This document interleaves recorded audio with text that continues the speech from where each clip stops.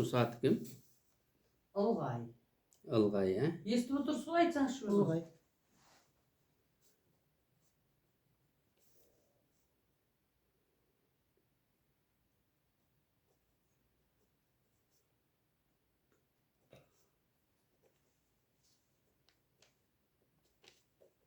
Kaç yaşınız? Жасыңыз нешеде? 75-ке шығамын, құдай қаласа ертең 19 елу бірге шығамын. 74-ке шығасыз. Ha? 74-ке. 74 yaş mı?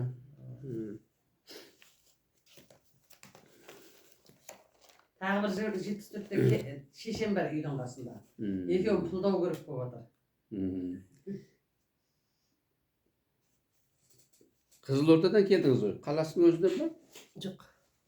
Ауылда. Қайсы ауылда? Шиел деген жерді білесің бе? Шиелін білемін. Соның мынандай Бәйгеқұм деген жер бар. Бәйгеқұмға мен барғам. Бәйгеқұмда болғам, Шиелде болғам. Бәйгеқұмдан ол Мұстапа Өзтүрік бабамыздың аталары жатыр, бірдеңке датқа деген. Кім? Мұстапа Өзтүріктің Досболдатта ма? Досболдатта. Оқшатада жатыр. Оқшатада жатыр. Иә, барғам. Қолыңызды әкеңіз. Сіз орта жүз болдыңыз ғой сонысына қарағанда, Досболдаттан іздегеніңізге қарағанда. Жоқ, ұлы жүз албан болам.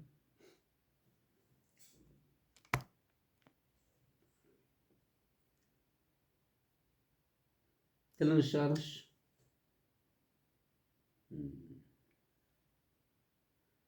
Көзіңіз бүй.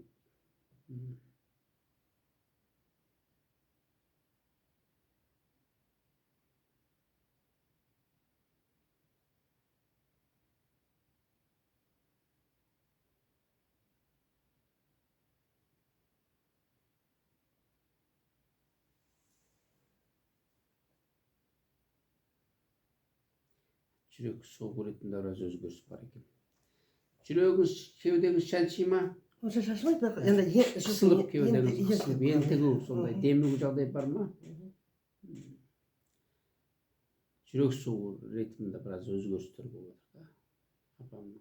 Сәл неғса ашыланса, бірдеңесе іші өтіп кетеді. Ентігіп жатыр. Жүргізбей әкелген деген бұл. Таксимен есіктің подъездің аузына. Ана жолға жарамайды жүруге.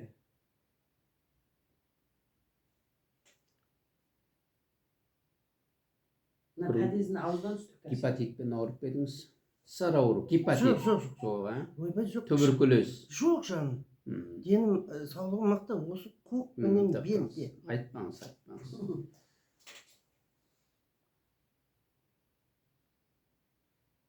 Бауырдың біраз ыстығы бар.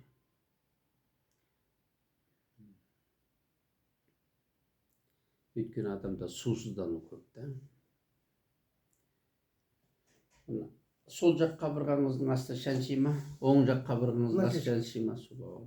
Сол жақта да көк бауырдың қатысты. Ашқазанда ыстық бар енді. Бүйрек суық деген құм бар бүйректе.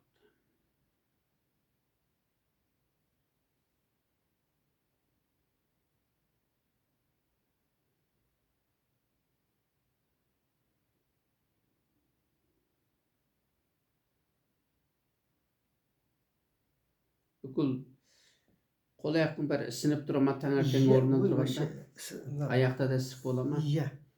Мына ұйқы лимба бездерінде біраз жұмыс жасауы нашар деген сөз. Нейіл лимба бездер.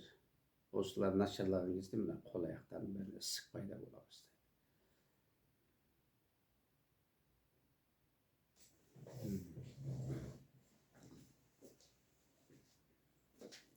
Бері қараңыз.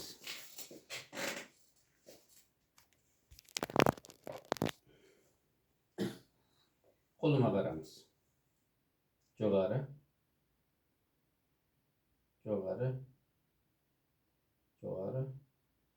Мынақтан құлау бар.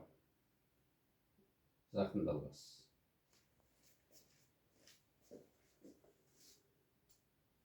Бұл баяғы зақымдалғасы. Мойын. Бірінші атлант омыртқа, мына жер ауыз омыртқа дейміз. Құлақ шыңылдау бар ма? Құлақтың үстіне қалу. Құлақ шыңылдау.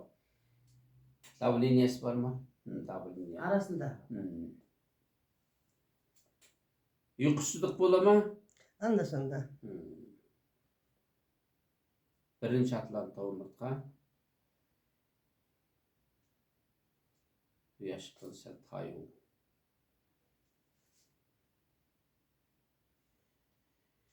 Dördüncü, beşinci, altıncı, yedinci umurtkada bulay. Tompayu. Yaşıktan tavu aldı qaray. Skalius sekildi aldı qaray. Endi bunun əserinden жаңағы кеуденің қысылып қалуы, кей кезде дем жетіспей қалатындай, мына қолдардың үйіп қалуы. Мен әзір мына нүктелерді бассам мына. Ana bezrukavkani Şişeyim şişeyim mi? mi? Şişeyim Шешпей mi? қойыңыз, шешпей қойыңыз. Ha şişme. Осындай факторлар туындайды мына. Мына иықтарыңыз мен басқан жерлер ауырсыну бола ма? Sen sana. Сәл-сәл, ә? O kişi niye koymaydı? Denesi қатты болғасын ба массажды оңайлықпен сезбейді. Сол сезбей кетті. Енді мына неде мойын омыртқада да қысылу бар, қан тамырлардың қысылуы бар. Қан тамырлар қысылғаннан кейін де осындай белгілер береді. Көзді, құлақтың естімей қалуы, көздің алыс жақынды көрмей қалуы, жаңа тілдің кей кезде ұйып қалуы, тілді тістеп қалуы деген секілді факторлар кездеседі. Анда-санда. Бірақ жаңа басқа оттегі жетіспеуден кейбір жағдайлар туындайды. Келіңіз мына жаққа. Деп ішпен жатыңыз. İşkence. Мына Тұра. асықпай, ә? Асықпаңыз.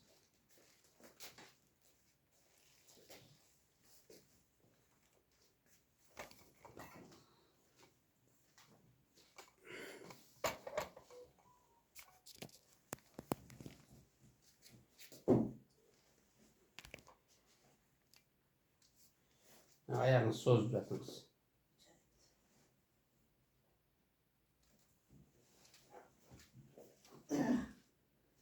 Соза аласыз ба? Аяғыңыз созыңыз. Kolunu süzerşi. Осылай өсіп жатасыз ба? Соза алмайсыз ба? Одан да жата алмайсыз. Мына екі жамбастың басы үйі ма? Bilmiyorum avrar koydu. Ауырады. Sıyırıldı zaman. Мынау балтырыңыз тартыла ма? Жатқан кезде Ya da. батыл тартылып қала ма балтыр? Ұйықтағанда Ya. Ayağınız takılama takılmay mı deyip büyüyüp. тартылып қалады. Көрмесine azalır takar. Андасы таңертең орнынан тұрған кезде O kadar böyle. ұйықтап жатқанда тартылып қалады. Мына екі жамбастың басышы. Мына екі мына жер. Мына сегіз көз. Ben sıyırıldı zaten. Сегіз көз ауырады. Vodka büyüdün diye aşık. Енді әзіргі жағдай бойынша бұл шағым бойынша бел омыртқада мәселе бар. Осы бел омыртқада болғаннан жаңағы қуықты ұстамай қалады. Сол қуық Kişi de ұстамай ötüp кетеді. Үлкендер өтіп кетеді. қуықта үлкендер кішілер қазір грижа болып кетті. Мөлшереді. Біз оны ары қарай эмердіға түсу арқылы анықтаймыз. Шалқада жата аласыз папа? Ақырын ақырын. Алынаңыз.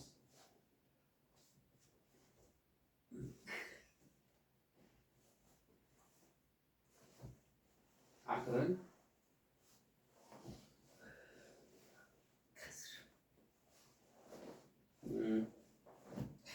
Аяғыңыз созыңыз. Терең тыныс алыңыз. Жіберіңіз. Терең тыныс алыңыз. Жіберіңіз. Асқазанның қысылуы пайда болды ма? Ашқандай болды ма? Кепкендей болды ма? Ештеңе сезбедіңіз ба? Сезбедіңіз, ә?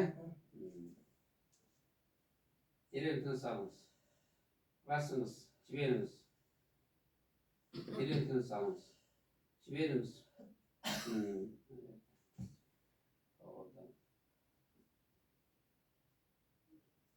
Мына аяқ қолдың барлығы сыну болады ғой, ә? Тізеңіз сық қой мына. Сыртынан ақ белгі болып тұр. Бәрсін шешуге болады. Arayı sen de şiş. Ayağım tutmak ister. Bu kişinin өзі бір жағына, бір жағы бала туылған күннен бір жағымен бір жағында не? Нышан алып, нышанды болып. Мынау жамбас тас астау сүйегінде қисық болуы мүмкін. Былай білсеңіз негізі. Бала күнінен көкірегі де, жамбас. Бұл кейін пайда болған болуы мүмкін. жығылды ма, құлады ма? Аяқта ісік бар екен ғой. Иә. Қанша уақыт болды? Білмеймін ал. Аяғы бұрыннан бар. Бұрыннан бар ма осындай ісік? Біз қазақтың қатындары қарамай жүре береді. Мына қолдың бәрінде ісік бар. Иә. Ревматизм болдыңыз ба? Бәйге құм ыстық жер ғой. Бәйге құмды мен білемін. Шиелінің. Ар жағында бір 10 километр. 15 километр. 25 километр. Қызылордаға кетіп барады. Иә. Ал бұл қасиетті не біле бір жаңа айтқан. Иә, оқшата. Оқшатаның дәл қасындамыз. Сүйерде бір қандай семья қыпшақтар бар. Шапшақсыз. Қыпшақсыз ба? Оның нағашы әкесі ғой. Мен қыпшақпын. Бұл кісінің Айман. Мен қыпшақпын де. Бұл енді 50 жыл қыпшаққа әйел болған соң болды қыпшақпыз деп айтады, өзінің Айман екен деп қойды. Мына жер бар ғой, мына жер. Мына жер. Соны ақын ашайық. Мына жер. Жағынан алған. Мама ішінде не бар ғой? Штаң бар ғой, шешектен ана.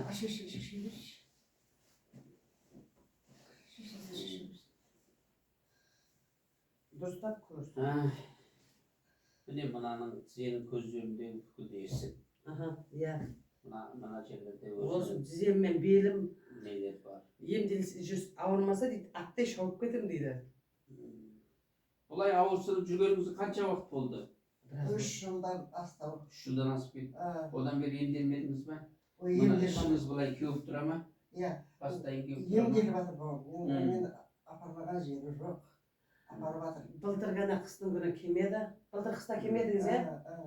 Ағат мені оның алдында бірақ больницаға барғым келмейді шығар. Осындай кеуіп тұра ма ішіңіз? былтыр ғана келмеді, алғанғы жылдары келіп, әйтеуір шамам келгенше доғдыр бар ма, не бар ма, әйтеуір осында медицина центрі бар ма. Әпәжіптер қылып жіберемін, бойын тіктетіп. Емдеп жүрдіңіз. Арасында емдетіп жатыр. Мына жеріңіз ауыра ма? Осы екі тіземде Екі тізеңіз, е? Неге қағазға түсіп едіңіз? Түскен оның қағазын алғанда жоқ мен. Мана бүйтеміз енді. Енді мен былай Сынғаннан аман бұрын түскен қағаздар бар үйде. Әзір болса, маған суретке тартып жіберу керек. Үйде бар шығар ана қара Қай кезде сыммен. түсті қара қағазға? Қара қағазға. Былтыр Меккеге баратын кезде түсірген жоқ па? Жоқ. Сен өзің әкелді бір частный клиникаға апарып түсірдің, алған. Сосын мына жерде мен кескенім, мына жерде.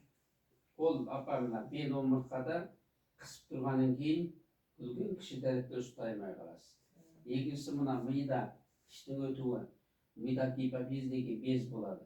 Осы гипофиз бездің функциялық қызметтері бұзылады, соның ұйқы безімен қатысты болады.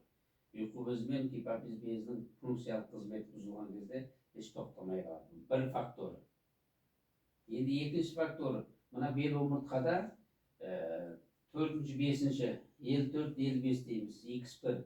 Осы аралықта жұлын жүке жүйесін қысады, омыртқалық табақшаның ядросы дағы шеңберіндегі жұмсақ тіндер зақымдалады да, ішіндегі шеміршек сыртқа қарай қысып, томпайып, сынып, жыртылғанда, грыжа пайда болғанда, сіздің сол жердегі қан тамырларыңыз қысып тастайды, сосын жаңа жұлын жүке жүйесін қысып тастағанда үлкен кішіде байқамай қалады. Сезбейді.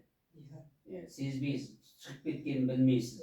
Ол екінші фактор. Үшінші фактор мынау жамбас тас астауы сүйегі дейміз. Мынау жамбас тас астауы сүйегі. Осы жамбас тас астауы сүйегінің неде қасаға сүйегі дейді. Қасаға сүйегі мына босанған кезде бүйтіп ашылады, қайтадан бүйтіп жабылады. Сол қисайып қалған. Мына былай қисайып қалған. Дұрыс бітпеген ғой. Қисайғаннан кейін бұл мына бұлшықеттердің екі жамбаста бұлшықеттер қатаяды, төмен қарай мына қарай. Қан айланыс болмаған соң мына екі тізенің көзінде буында да ісіну пайда бола бастайды. Неге дейсіз ғой? Ол кезде мынадағы лимба түйіндерінің барлығы қан тамырларының қасында лимба бездері болады. Солар жұмыс жасамайды, нервтерге суық тиеді, қан айланыс жүйесі тоқтайды, тоқтаған емес, қан айланыс жүйесінде біраз баяу болады. Ауырлық қарсылық қуат төмендейді. Соның әсерінен мынаның барлығында ісіну пайда болады. Нервде ісіну пайда болады. Мына қолдарыңыздың бәрінде ісіну пайда болады. Мына буындардың барлығы қисық-қисық ревматизм факторда болуы мүмкін. Бұның өйткені сіздерде Mine қолдарыңыз рәсми әзір міне ашылмайды мына. Мына буындар ашылмайды. Менде де пайда болды. Міне. Өйткені тұқым қуалап келеді ғой. Ашылмайтын болғаны кейін біз енді осы бірнеше түрлі факторлармен әзіргі сіздегі бар жағдайлармен сізді ревматизмді болуы мүмкін, оны қан арқылы көреміз. Екінші фактор сізде бел омыртқаңызда болуы. Үшіншісі мынау тізенікі. Төртіншісі мойын омыртқада.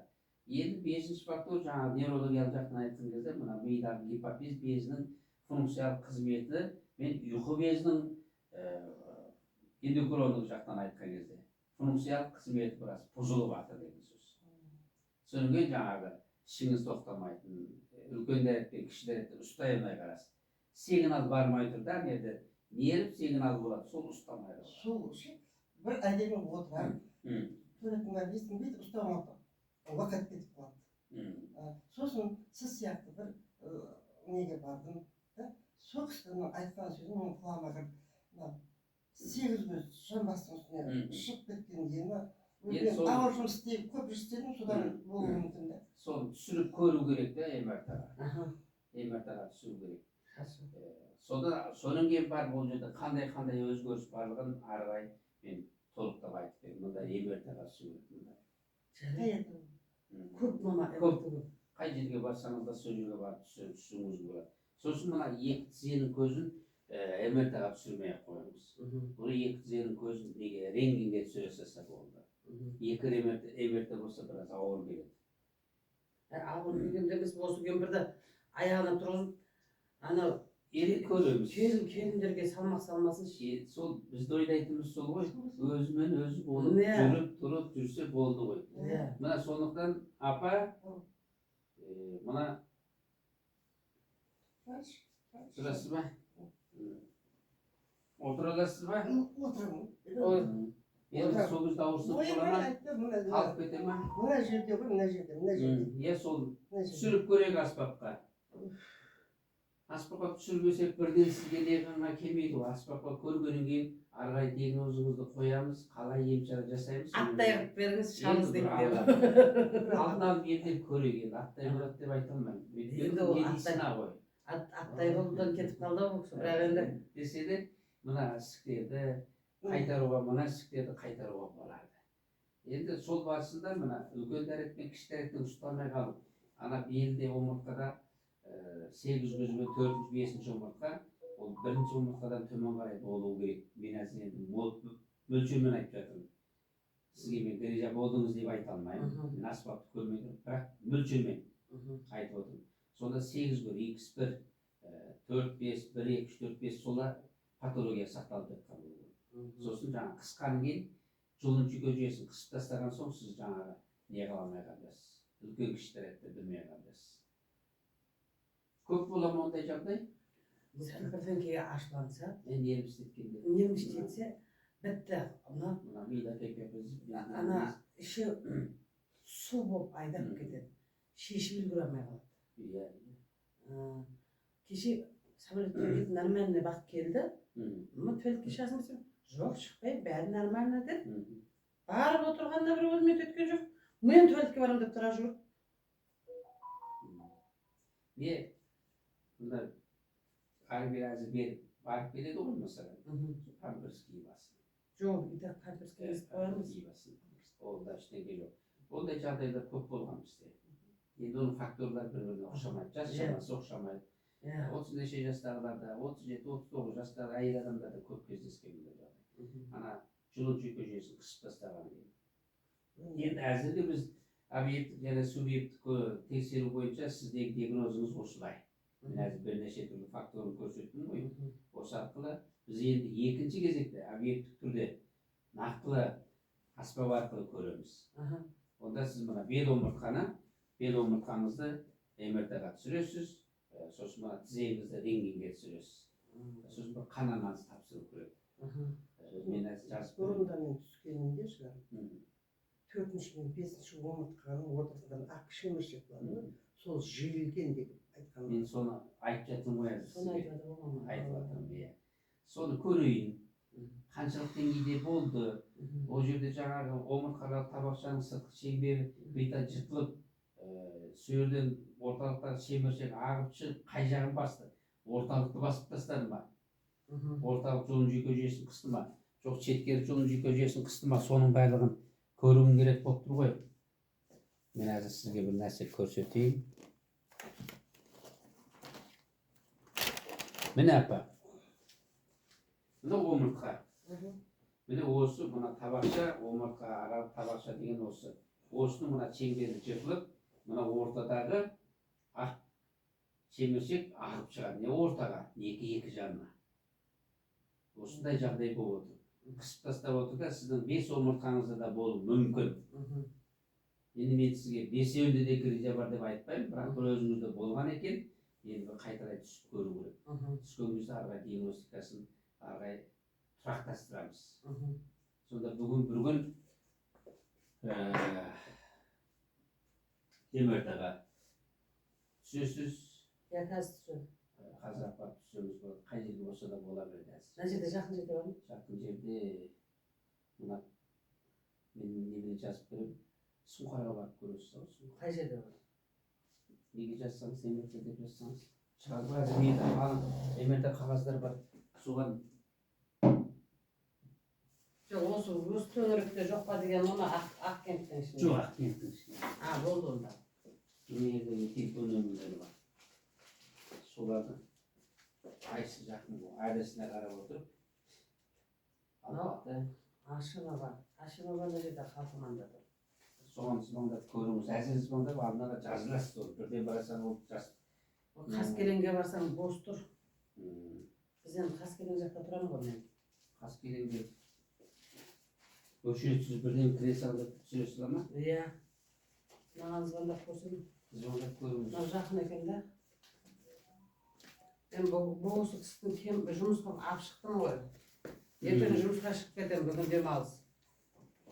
Онда бүгін түсіріп алғаныңыз. Істеп тұрған жерлер болса.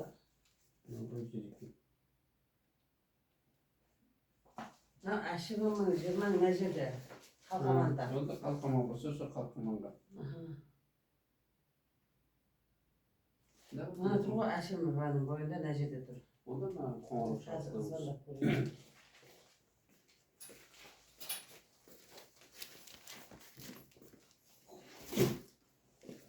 Мені де көріп бересіз ба сосын? Көріп берейін. Дегенде ұмыттық, бірыңғай сізге келеміздер. Енді әзір жаңағы жалпы еттік өзіңіздің тұлғаңызды тексердік. Сол бойынша енді қорытынды диагностикаға келеміз. Мұнда сіздің бел омыртқаңызды МРТ-ға меркеп отыра беріңіз. Мына жерге келіңіз.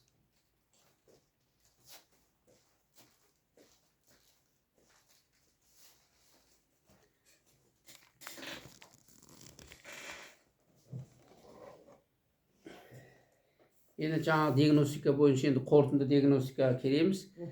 Мұнда сізді бел омыртқаңызды МРТ-ға түсіру керек.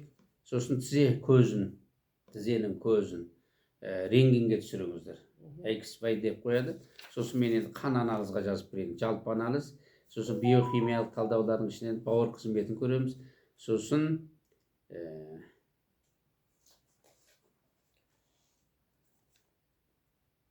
ревматизмдік факторды көрейік.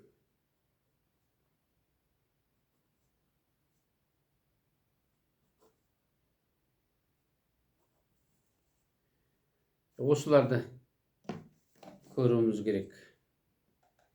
Басқа қосымша нелер жоқ қой сізде әзірге. Өзімнің алғашқы диагностика бойынша.